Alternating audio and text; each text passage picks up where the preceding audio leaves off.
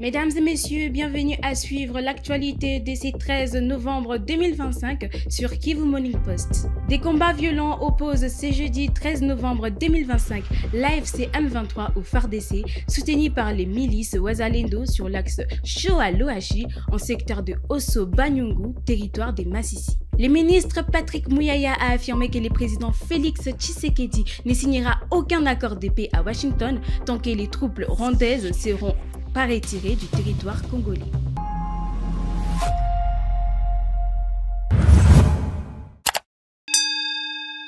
J'ai les dieux sommaires à Massissi, des combats violents opposent ce jeudi 13 novembre 2025 l'AFC M23 au FARDC, soutenu par les milices Wazalendo sur l'axe Shoa-Loashi en secteur de Osso-Banyungu, territoire des Massissi. Plusieurs milliers d'habitants ont fui les zones de conflit. Vanessa Abanza pour les reportages. Des violents affrontements ont éclaté ce jeudi 13 novembre 2025 entre les rebelles de l'FCM23 et les forces armées de la République démocratique du Congo, appuyées par deux miliciens Wazalendo. Les combats sont signalés dans plusieurs localités du groupement Osso-Banyungu, territoire de Massissi au Nord Kivu. Il y a affrontement depuis ce matin sur les axes Shoa, Moulou, Boussoro, Ngesha, Bourora, Loashi, en secteur Osso-Banyungu, a déclaré la société civile locale. Ces affrontements opposent les rebelles de l'FCM23 à l'armée congolaise alliée aux milices APCLS et Nyatura regroupées sous la bannière de Wazalendo. Plusieurs milliers d'habitants ont fui les zones de combat vers diverses localités, notamment Massissi Centre, Nyabiondo et Kachebere. Ces violences interviennent alors que les deux parties devaient signer ce même jeudi 13 novembre un avant-accord à Doha censé ouvrir la voie à la signature d'un accord de paix entre la RDC et le Rwanda dans le cadre du processus de Washington lié à celui de Doha. Le week-end dernier, Bertrand Bissimois, coordonnateur adjoint de l'FCM23, s'était réjoui sur ex-Twitter de l'évolution positive du processus de Doha, estimant que le bruit des armes pourrait bientôt cesser. Cependant, cet espoir semble s'être volatilisé après la déclaration du ministre congolais de la communication, Patrick Muyaya, affirmant que le président Félix Tshisekedi ne se rendra pas à Doha tant que les troupes rwandaises n'auront pas quitté l'est du pays. Depuis la résurgence de la rébellion de l'FCM23, Kigali a toujours nié la présence de ses troupes sur le territoire congolais. Au gouvernement, le ministre congolais de la communication et des médias, Patrick Muyaya, a déclaré ce mercredi 12 novembre sur RFI que le président Félix Tshisekedi ne participera à aucune signature d'accord de paix à Washington sans que les retraits des troupes rwandaises du territoire congolais soient constatés. Héritier Baraka pour les reportages. Le président Tshisekedi ne peut pas aller signer la paix à Washington sans qu'on puisse constater les retraits des troupes rwandaises de notre territoire, a affirmé Patrick Muyaya, rappelant la position constante du gouvernement congolais face à la crise sécuritaire à l'est de la RDC. Le porte-parole du gouvernement a également clarifié les contours du CONOPS, concept d'opération conjointe signé le 27 juillet dernier qui définit les engagements militaires diplomatiques entre la RDC et le Rwanda dans le cadre des efforts régionaux pour la stabilité. Patrick Muyaya a insisté sur la volonté de Kinshasa de faire sa part dans la mise en œuvre de ces plans tout en appelant Kigali à respecter ses engagements, notamment les retraits progressifs de ses forces du territoire congolais. Cette déclaration intervient alors que plusieurs initiatives diplomatiques soutenues par Washington cherchent à relancer un processus de paix durable entre les deux pays dans un contexte de tensions persistantes dans l'est de la RDC. À Lubero, à Musimba, en territoire de Lubero, 2 personnes ont été tuées ce mercredi 12 novembre 2025 lors d'échanges de tirs impliquant des éléments Wazalendo. L'incident a également entraîné des vols des motos et bien des divers. Suivez les détails avec Isaac Binengeve, notre correspondant dans la région. Le comité local de protection communautaire de Baswaha, à Lubero, affirme qu'une étudiante est parmi les victimes. Un autre corps a été découvert ce jeudi. Selon Vianney Kitwamba, président de cette structure, indique que le corps découvert ce matin serait un des combattants Wazalendo. Je cite, « C'est le corps d'un élément Wazalendo qui est découvert dans cette brousse. Hier aussi, une fille étudiante a été tuée par balle. Plusieurs biens appartenant à ceux qui étaient au marché MTB sont aussi perdus et 2 motos de marque élégant déplorent Vianney Kitwamba. Cette montée de violences mettra en péril la relation civilo-militaire dans la zone. D'après les sources locales, ces relations civilo-militaires à Lubero sont marquées par une tension et une défiance accrue, principalement due à des violences commises par les groupes armés.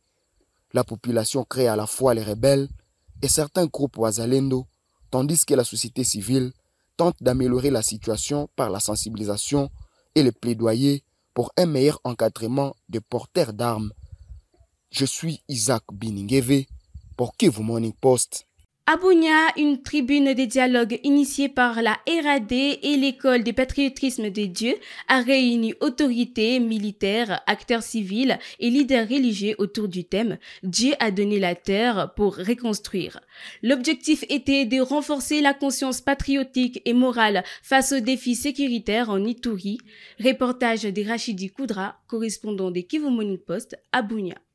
Dieu donne la terre pour reconstruire. Tel est le thème autour duquel s'est tenu ce mercredi à Bunia une tribune de dialogue des patriotes de Dieu organisée par la réserve armée de défense RAD et l'école de patriotisme de Dieu représentant les gouverneurs militaires de l'Ituri. Le général David Mushimba Daniel, commandant de la 32e région militaire, a appelé à une conscience collective et à l'engagement de tous pour restaurer la paix et l'autorité de l'État. Je veux saluer les 650 réservistes de la réserve armée de la défense. Je voudrais leur demander de maintenant travailler et sensibiliser les autres. Vous avez connu la guerre, vous avez choisi la paix. Vous êtes devenus des protecteurs, des éducateurs, des semeurs de vie dans nos villages, dans nos groupements, dans nos territoires. Une initiative placée sous la stratégie spirituelle et patriotique du chef de l'État, Félix-Antoine Tshisekedi Tshilombo, qui vise à lier foi, patriotisme et responsabilité citoyenne. Le coordonnateur provincial de la RAD Ituri, le lieutenant-colonel Emmanuel Libandi, a précisé que cette tribune vise à réarmer moralement le citoyen face aux défis sécuritaires du pays. Nous avons senti que non. Nous devons changer de stratégie. Il faut que nous commencions maintenant à réunir les intellectuels, les gens qui réfléchissent à haut niveau pour que les choses puissent aller un peu vite. Les intellectuels, c'est-à-dire les professeurs d'université, les étudiants, les intellectuels, les directeurs provinciaux. D'ailleurs, moi, je peux dire bravo à tous les militaires de FARDC, bravo à nos officiers. Ni TT, les FARDC, les pays ici devaient déjà être balkanisés. À cause des FARDC que vous critiquez toujours, vous connaissez que nous, on fait face à combien des armées du monde. Et à la parole, le professeur Hugo Bagouma, enseignant, chercheur à l'université de Bunia, a plaidé pour une prise en charge sérieuse des réservistes, anciens comme nouveaux, afin de ne pas compromettre la mission de la RAD. Vous le laissez un petit temps, sans l'encadrer, il retombe. Et à ce moment-là, il ne choisit pas l'ethnie. Quiconque passe, il a une chèvre, il prend. L'argent, il prend. Tout ce que vous voulez. Donc, un accompagnement sur le plan professionnel, les occuper, qu'ils se sentent que ce sont des fils et filles des touristes, des Congolais qui doivent servir dans le pays. On ne peut pas les adonner de temps mort. Il ne faut pas qu'on commence des actions phares pour les abandonner demain. Pasteur, membre de la société civile, la FEC, responsable militaire, jeunes leaders ont pris part à cet échange dans un climat d'unité et d'espoir. À travers cette tribune, les organisateurs lancent un message fort. Reconstruire les pays passe par l'engagement de chacun, guidé par la foi et le patriotisme. L'opposant de Martin Fayulu condamne la suspension des 12 partis pro-Kabila et appelle au strict respect de la Constitution. Selon lui, ces mesures prises par le ministre de l'Intérieur sont anticonstitutionnelles et menacent la liberté d'expression. Fiston Issé Mwami pour les reportages. L'opposant Martin Fayulu a vivement réagi à la suspension annoncée des 12 partis politiques regroupés autour de l'ex-président Joseph Kabila lors d'une interview accordée à DW News mardi. Moi, je suis pour la liberté d'expression, je suis pour un état de droit. Ça ne revient pas au ministre de l'Intérieur de faire ce qu'il a fait. Je crois qu'il n'a pas raison, a déclaré Martin Fayulu. estimant que les mesures prises contre ces formations politiques sont contraires au règlement constitutionnel. Fayulu a également évoqué l'article 63 de la Constitution pour rappeler le devoir patriotique des Congolais, tout en soulignant que cela ne revient pas à prendre des mesures anticonstitutionnelles. Il a cité les articles de la Constitution qui ne sont pas applicables dans ce qu'il a fait et je crois qu'il faut laisser les gens agir librement. La vérité triomphera, a-t-il ajouté. Interrogé sur une éventuelle candidature à la présidentielle de 2028, Martin Fayulu a renvoyé la question au peuple. Ça, il faut poser la question au peuple congolais. Jusqu'à présent, le peuple congolais m'appelle le président élu, le commandant du peuple, le soldat du peuple, et le peuple continue à me faire confiance. Je ne peux pas décevoir ce peuple-là. Les observateurs politiques appellent pour leur part au respect scrupuleux des procédures légales afin d'éviter une escalade de la tension politique. Au Haut-Katanga, après plusieurs gaffes répétées de la société CDM, les autorités du Haut-Katanga ont décidé d'intensifier les inspections des entreprises minières opérant dans la province.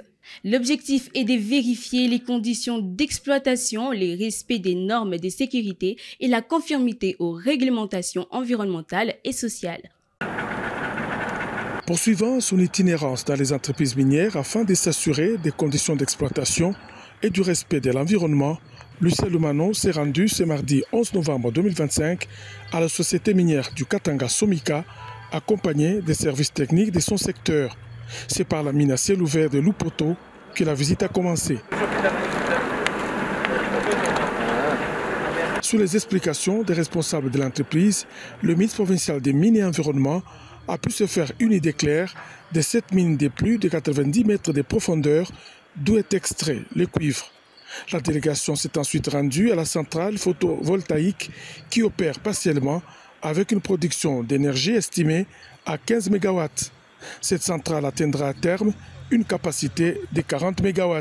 Avec un regard d'expert, Lucien Lumano a formulé plusieurs recommandations, notamment la mise en conformité avec les services étatiques pour l'exploitation de cette énergie et le placement des inspecteurs à proximité de chaque convertisseur afin de prévenir tout accident. Le ministre a ensuite visité tour à tour l'usine de production du cuivre d'une capacité annuelle de 50 000 tonnes, les installations de stockage des produits pétroliers, le bassin de rétention des eaux acides et le département d'acide plante. Clôturant sa visite, Lucien Lumano a salué les efforts de Somika dans la modernisation de ces installations tout en insistant sur le respect strict des normes de sécurité des travailleurs et de protection de l'environnement.